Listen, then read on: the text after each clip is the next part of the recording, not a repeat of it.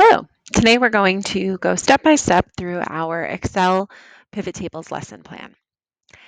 In this example, we are going to be organizing some information to answer a number of questions related to an upcoming event for the Smart Cookie Bakery Company. Information on the screen shows our employees. Each person was invited with a guest, the region that they work in, if they're an employee, who their manager is, what their sales totals were for the last year, and when they joined the company. For anyone who has RSVP'd to attend, we've indicated what their meal selection is, and we've of course listed if they are attending or not attending this upcoming staff gala. I want to update my document. Some questions will be a bit easier to answer if the first name and last name are in the same column. To do that, I'm going to select any cell in column A, and in the cells group, insert Sheet Column, which is the third option down. Here, I'm going to give my cell A1 our label, so employee. Now, I'm going to use the Flash Fill tool. This will allow combining information from two different columns. To do this, spelling is particularly important. I want to make sure that, in this case, I write Barry Allen exactly as I see it so that Excel is able to pick up on the pattern. Barry, space, Allen, enter. I'm going to try the next line now, guest, and you'll see as I begin to type in guest space Allen, Excel has figured out what the pattern is. I'm about to begin flash fill. So here you'll see in this grayed out text that they've combined, or Excel has been able to combine the information from column C and the information in column B, following the pattern we started. Now, if this is what you'd like to do, absolutely, we can press enter and the rest will be placed in there. If for any reason that preview doesn't appear, I'm going to undo, and I need to manually flash fill, I would select first one or two cells that have what I'd like to copy, drag down to fill in the cells that I want, and then from the editing group, choose Fill, Flash Fill. And you'll see we were able to complete this. All right, next we need to actually create our pivot table. To do so, I'm going to select anywhere in here, go to Insert, and Pivot Tables. Here we can see that our Pivot Table dialog box is indicating that we would like the table or range. It's pre-selected based on where our information is, what table it thinks we're finishing with. And in fact, this is correct. We do want the information from the Sales by Employee tab. That's what this first part indicates. And we'd like the range A1 to I-65. The dollar signs within there indicate that it's an absolute reference. We don't need to make any other changes, and we can say OK. So from here now, we have our pivot table. We've got our pivot table field. And up at the very top, you'll see Analyze and Design. If at any point Analyze and Design or the pivot table pane disappear, likely what's happened is we've just clicked outside of our pivot table. Simply click back, and everything comes right back. The first question we're going to address is how many employees have RSVP'd yes? To do this, we're going to build out our pivot table. Often with pivot tables, it's helpful to think of it kind of like a word problem. What exactly are we trying to get out of the data? In this case, I want to know RSVPs, how many of them were yeses, and how many belong to employees, keeping in mind that guests are also included in this list. And another thing to keep in mind is when you're working in pivot tables, it's best to list your information from most general to most individual, meaning a lot of people are going to have RSVPs that are either yes, no, or TBD. Only one person will have each individual's name. So it's best to begin with Gala RSVP, which we're going to put in rows, and then we'll take first name and last name. Next, I would like those RSVPs to be listed as numbers instead of having to count them myself. I can have Excel turn those words, yes, no, TBD, into values. To do that, I'm going to take Gala RSVP and also list it under values.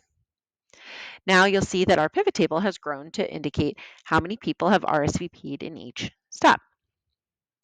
Now I don't need to know the no's and I only need to know the employees. So I'm going to choose to filter out some information. To do that, I'm going to select the dropdown. And from Gala RSVP, you'll see that this select field, if I choose the dropdown, shows me all the options that are in the rows field. I'm going to uncheck select all and choose yes, then okay. Now I'm only seeing who has said yes to the event. Next piece is who said yes and is an employee. Once again, using my funnel, I'm going to change my field from Gala RSVP to first name because I want to take out anyone whose first name is listed as guest. To do that, I'll find it in the list, uncheck, and say OK.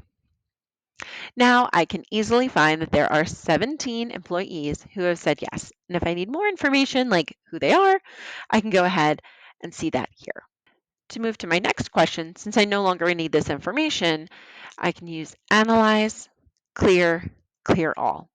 If I wanted to save that information and create a new pivot table, I would follow the first step we did. Next question is, how many employees have not RSVP'd yet? And who are their managers? So we can send a reminder.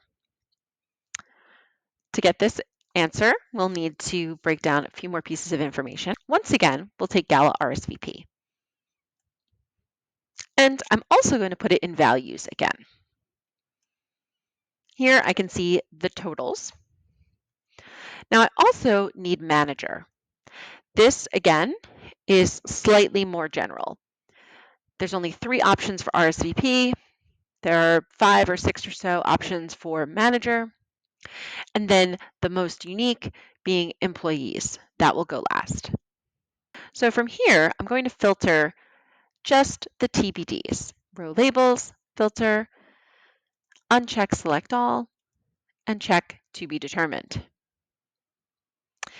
The other piece is I'm not very concerned with the guests at this point.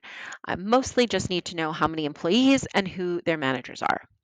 Because all of the guests are listed under the manager blank, I can go back onto here, switch my field to manager, and similar to our last step, uncheck blank. Now I know that there are 5 employees we're still waiting an RSVP from, and I can reach out to their managers. Before moving on to the next question, clear, clear all. Next, we need to get some information about the meal selections off to the caterer. They would like to know how many people, both employees and guests, are getting each of the different meal selections. So this time, our row is going to take meal selections. You'll see, regardless of how many times each option is listed, they're only included once when we put them in the rows. So chicken, fish, steak, to be determined, vegetarian. They're in alphabetical order. Now I need to know who is getting what. At this point, it doesn't matter if they're an employee or a guest. I just need to know who they are and if they'll be attending. So employee is the field I'll use. Finally, we need the numbers. So I'm going to take meal selection once more. Now you might be noticing we don't really need the employee, and that's certainly true. I can take employee, put it back into here, and still have the final numbers. So let's say maybe we've been asked who is getting what. Maybe the information needs to go on a tent card. That's when we would be able to make use of this. But if we truly just need to know who is getting or how many people are getting each of the meals, we don't in fact need employee. We can then copy this information and send it off to the person who requested it. Again, following the clear, clear all, we'll go to our next question. We'll be celebrating some of the employees with work anniversaries coming up. We need to know how many employees are celebrating their 10-year or 5-year work anniversaries. In this case, this would mean someone who joined in 2015 or in 2020. To get this information, we need the joined company field. By listing this into rows, I can go ahead and see what years people were working through. I'm also going to take employee and put that under here. Now, if I'd like to know how many people, I can again take employee and list it under values. As we stated, we only need to know the 2015 and 2020 employees. So clicking the drop-down, I'm going to uncheck select all and select 2015, 2020, and OK. This automatically filters out any guests because they, of course, don't have a start date. So in this case, I can quickly see there are 5 people from 2015, 4 from 2020. I can see who they are. And if I needed to add in additional information, I could grab those fields as needed. For example, maybe I want to see who of this list is coming to the event. And I can move forward from there. Next, clear all. Next, we need to know which employees are the top 5 salespeople across the whole company. To do this, I'm going to take last name as my row and total sales as my value. Before I start working with this, I'd also like to change total value so that it looks more like currency. To do that, I'm going to select the down arrow, value field settings from this drop-down list. And I'm not going to change how I'm summarizing the information, but I am going to address the number format. Here, I can choose to have this information listed as currency with 2 decimal places and say OK. One more OK, and we can see our numbers updated. Next, we wanted to have the top 5 salespeople across the whole company. So we're going to filter this list. Again, with our drop down here, I'm going to go to Value Filters, Top 10. We're not getting the top 10, but we'll be able to adjust it. From here, I want to show the top 5. Now, I can leave this as items, but do I want total sum of sales? Yes.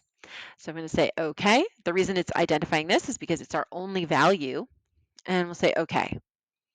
Here we go. I now have the top 5 employees. They are still listed alphabetically, though. If I needed to have the information listed from highest to lowest grossing, I would go to my filter. I can go to my filter and say more sort options, descending Z to A by sum of total sales. From here, OK, and now I have my information listed the way that I need it. All right, again, we're going to clear our pivot table. So we know who the top 5 employees across the company are, but they might all work in the same region. We need to know who the top selling employees in each individual region are. To do that, be pretty similar, but we're going to add in region. To do so, region is our first row. Then we have our employee. And then, of course, total sales. This is, again, going to be a value. Once more, guests are going to show up as blank, so they'll filter out automatically. Here, we're going to say row labels. Here, we're going to say row labels. We'll change it from region to employee. Value filters. And because our only value is the sales, we can, again, choose top 10. Set that to be a 1. And now it's looking for the number 1 total sales. Because we've already told Excel to break everything down by region first, it's going to list the individual top selling employee for each region. Clear? Clear all. Next, we need to know how many employees from the New England region are planning to attend the event. To do this, we'll once again use region, Gala RSVP, and we want to know the employees. Now, while we can pretty easily see from here exactly what the answer is, we'll pretend for a moment that we have a much larger list and really need to filter things down. Again, drop down. I'm going to uncheck select all, choose only New England, and say OK. From here, I can see that there are 4 people who have said no, 2 we're waiting to hear from, and 3 more. Again, let's say I needed to follow up with those two who are TBDs. I can grab their manager information once again and add it in. Our pivot table continues to change as we need it. Next, I'm going to clear all. Which region had the largest average total sales per employee? So in this case, we're going to change a little bit of our value. First, I'm going to take region and make that my row. Then my total sales. In this case, it's adding up each person who's linked to a specific region and telling us their total. But that's not exactly what we're looking for. To change sum of total sales, I'm going to choose the drop-down, value field setting, and change how we're summarizing our information.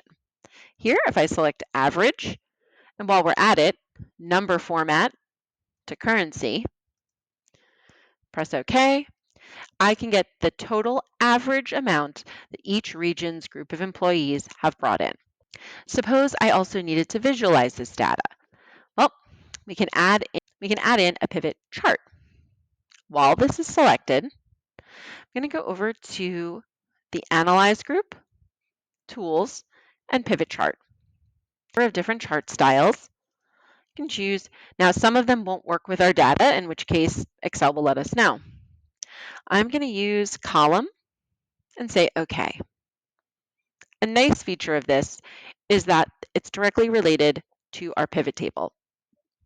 So if I were to filter out one of my regions and say, OK, my chart would update automatically. Or if I was to sort them, again, it'll update automatically. I can increase the size of my chart, or just like we would with any other chart, choose a different design style, depending on the information I needed.